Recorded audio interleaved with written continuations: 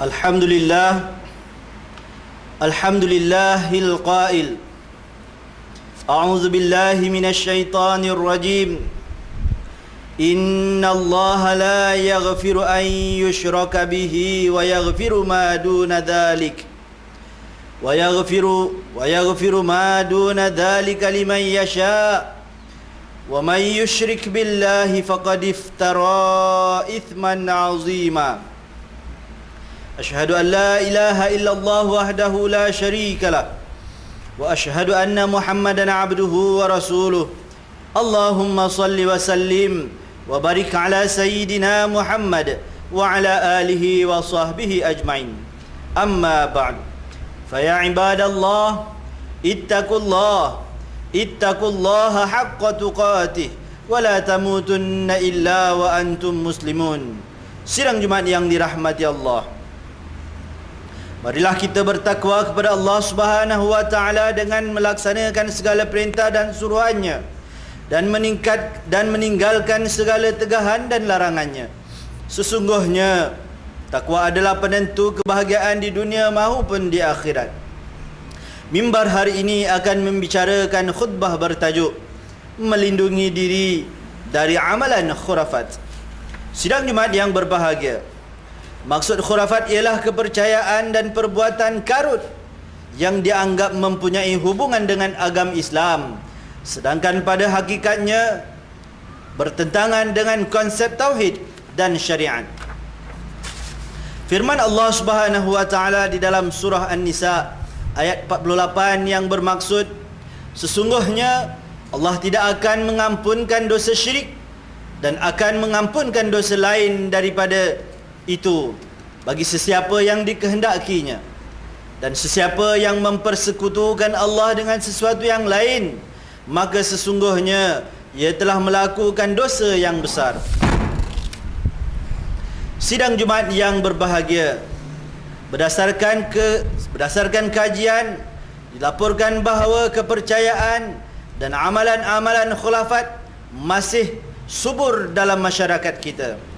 Antara amalan dan kepercayaan tersebut ialah yang pertama, mempercayai bomoh dan dukun dapat memenuhi sesuatu hajat. Setengah masyarakat kita didapati ada yang menjadikan bomoh dan dukun sebagai tempat memohon dalam memenuhi sesuatu hajat.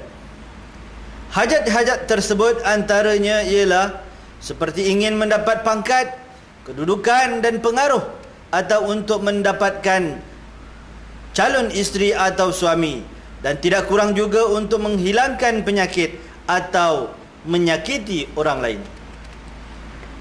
Demi cita-cita tersebut, setengahnya telah meletakkan kepercayaan dan harapan kepada dukun dan bomoh. Keyakinan yang sebegini sebenarnya tergolong dalam pengertian menyekutukan Allah Subhanahu wa taala dari sudut sifat rububiyah dan sifat uluhiyah Allah Subhanahu wa taala, serta nama-nama dan sifat Allah kerana memohon keperluan kepada makhluk dalam perkara yang berada di luar kemampuan makhluk. Lebih malang lagi, ada segelintir bomoh yang mengambil kesempatan merogol, mencabul kehormatan dan melakukan jenayah kekerasan. Dalam hal ini Nabi SAW telah mengingatkan kita dengan sabdanya yang bermaksud, barang siapa yang menemui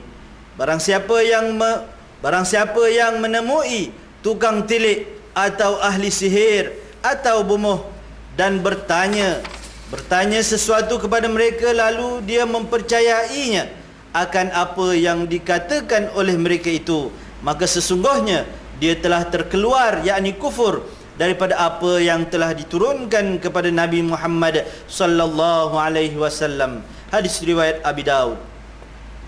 Rasulullah sallallahu alaihi wasallam bersabda lagi yang bermaksud, barang siapa yang menemui tukang tilik atau bomoh dan bertanya sesuatu kepada mereka, lalu dia mempercayainya, maka sembahyangnya tidak diterima selama 40 hari.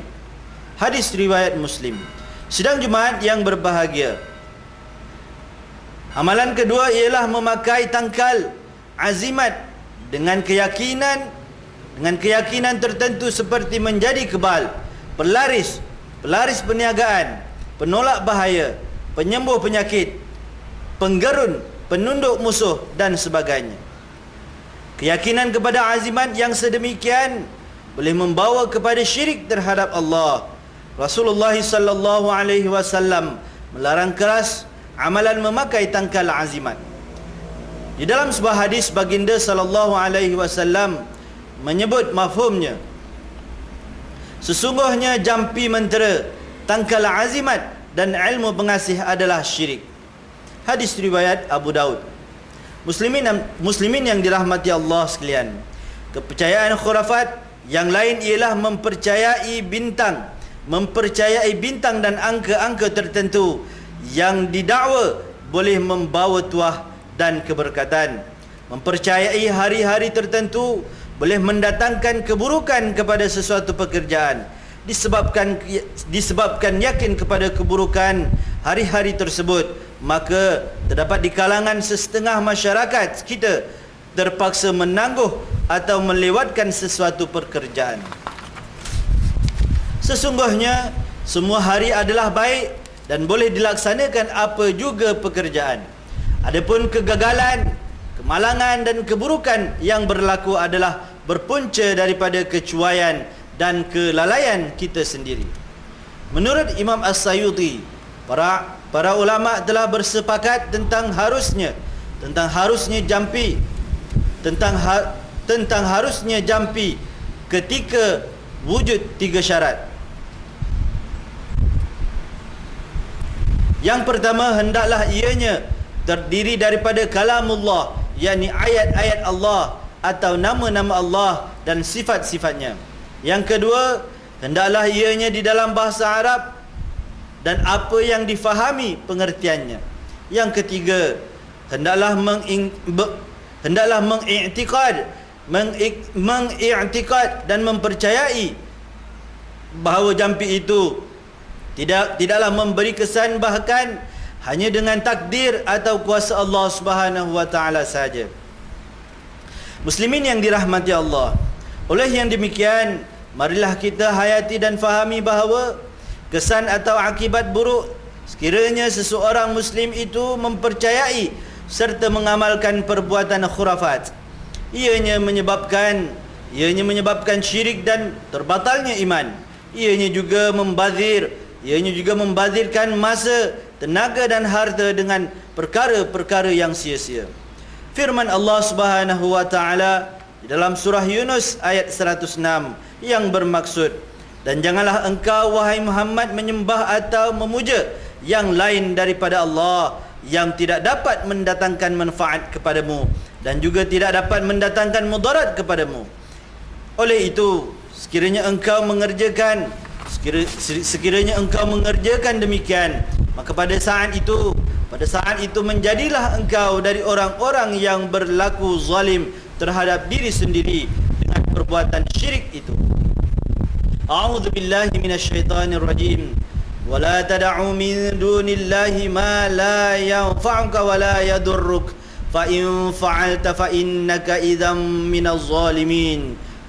Barakallahu li wa lakum bil Qur'anil azim wa nafa'ani wa iyyakum bima fihi minal ayati wa dzikril hakim wa taqabbala minni wa minkum tilawatahu innahu huwas samiul alim.